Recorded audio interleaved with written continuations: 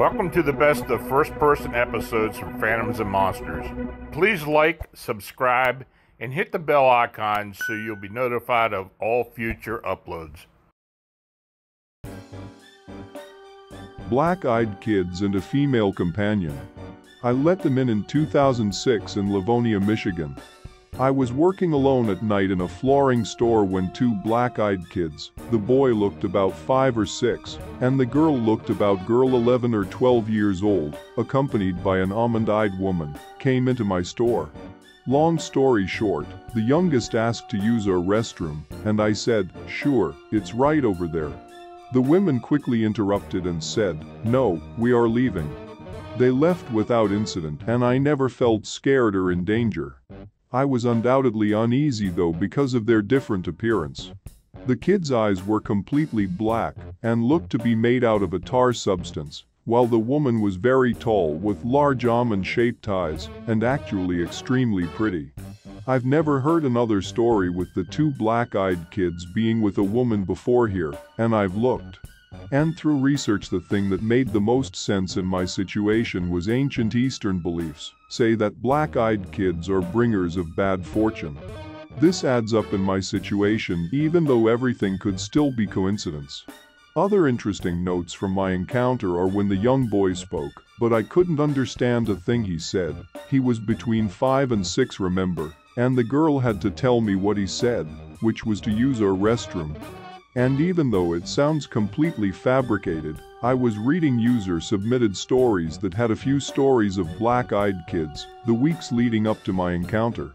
I always knew that was a super weird coincidence, but only recently I've been hearing that, reading and thinking about them, which might draw them to you. I'm sure most of the stories we hear on BEKs are made up and sensationalized, but rest assured many others are 100% true. The woman gave me weirder feelings than the black-eyed kids did, not bad feelings, but weird. She was actually very pretty and nice. I never hear about the black-eyed kids being with her in others' stories. But I honestly don't think they were aliens, even though I have no idea what they were. Just my opinion. Austin R.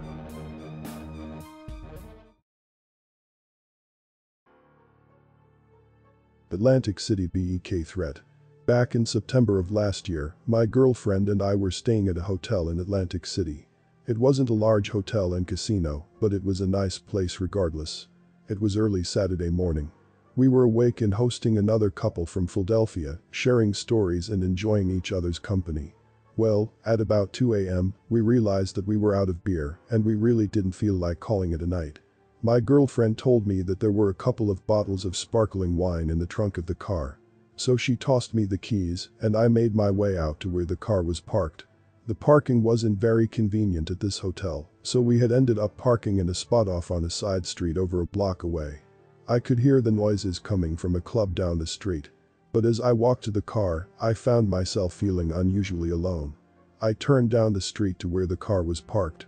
The air was very heavy, misty with drizzling rain, and the street lamps reflected on the wet sidewalk.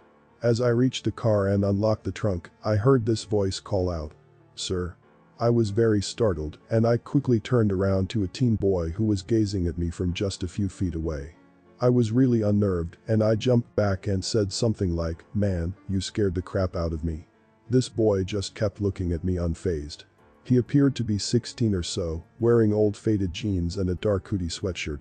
Then I noticed that his eyes reflected the light from the street lamp and were completely black. I thought that he may have been on drugs, causing his eyes to dilate. But he didn't seem to be high and appeared calm and sober. Regardless, I was totally alarmed by this encounter. He then said, "I'm lost and tired. Could you give me a ride to my mom's house?" But this kid didn't look tired or worried at all. It was almost like a predator leering at its prey, and I was beginning to feel fear. He started to move closer to me. I immediately broke eye contact from the boy. It wasn't easy to do. His eyes were compelling, as the deep cold blackness sought my attention. I sensed a venerable energy trying to control me. I backed off and stepped up onto the curb. I uttered, "No, I can't, I have friends waiting." I kept looking down. I didn't want to look at his black eyes, feeling like an insect in a spider's web. After a few seconds, he responded, "Okay, never mind." here come my friends. I looked up and passed him. There were two young kids about a block away and they were walking in our direction. Then I noticed that they weren't walking, that their legs weren't moving. They hovered a few inches above the sidewalk and were floating towards us. I freaked out and quickly turned around to run. As I did so, I heard a horrifying groan behind me. I ran faster than I ever thought was possible, directly towards the hotel. I felt like they were right behind me. I had the painful sensation of something clawing at my back, a feeling I will never forget. It was pure terror. When I reached the entrance to the hotel, I looked back and found myself alone. I continued moving quickly, not stopping until I was back in my room. My girlfriend and the couple were startled to see me panting and bending over in pain. They asked, "What happened? Where's the wine?" I collapsed onto the couch and didn't speak until I could catch my breath. I never told them what really occurred, only that some thugs tried to attack me. I no longer felt like playing host, and I told my guests that I wanted to call it a night. I didn't sleep a wink that night, fearing that these black-eyed kids would find me. Jason.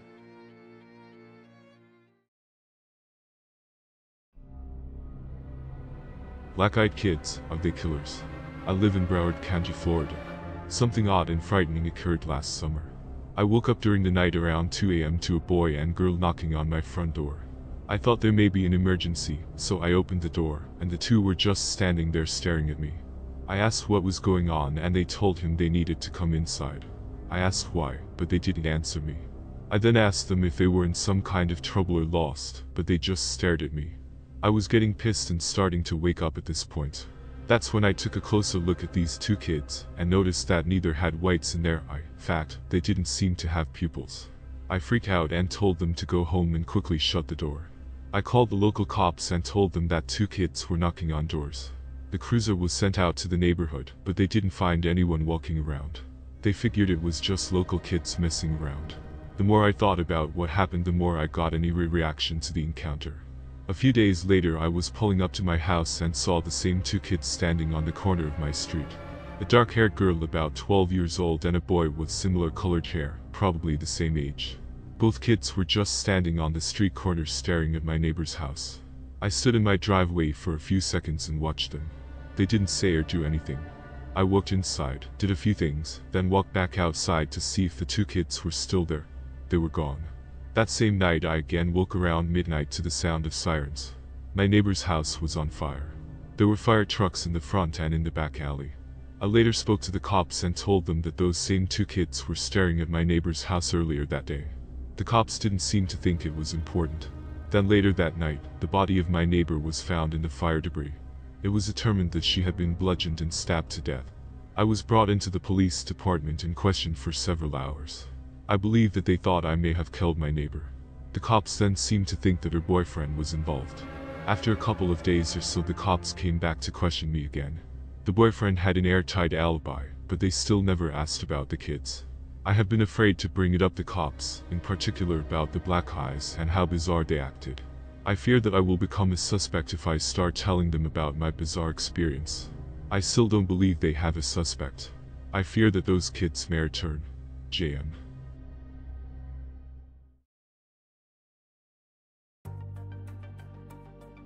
Bloodied black-eyed kids. I live near Sydney in a busy part of town. One afternoon I was asleep as I worked nights and there was a knocking on the front door. I had to walk down the stairs to answer. Whoever was knocking was very persistent, so I couldn't just ignore it. I went down and looked through the spy hole and saw two young girls. I couldn't see much of them and asked what they wanted. One said, "We're hurt, let us in. We're hurt." I couldn't make out their faces and then noticed there was blood on their hands. I opened the door and they hurried in. I was still a bit groggy from sleep, but saw the blood on their clothes and hands. I asked where their parents were and they just said, "Far away." I told them I would call an ambulance and turned to get my phone. As I did, the brown-haired girl grabbed my arm with a lot of strength and told me not to go. I was taken aback by this. I looked at her face and saw that she had pure black eyes. This freaked me out and I pulled out of her grasp a little too hard and I went to grab my phone that was in the next room. This all occurred in under a minute and I was quite shocked that this was happening. When I got back they were gone. I checked the house. They had vanished. I ran out the front and down the stairs to look down the street, but still nothing. I was thinking to myself that I must be stuck in a dream. I thought that until I got to my steps and saw the bloodstains on my front door, then saw the blood on my arm and it wasn't mine. I told my wife when she got home and she showed me the black-eyed kids info on the internet. I'd never heard of them before. I had a few bruises on my arm from when that child grabbed me, and they lasted until a few days later.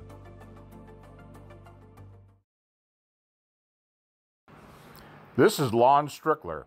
If you like this program, it would help us if you would give it a thumbs up. Then subscribe and click the bell icon so you get notification when we upload new first-person encounters. We have many more to come very soon. And by the way, if you have a suggestion or an experience of your own, please leave a comment.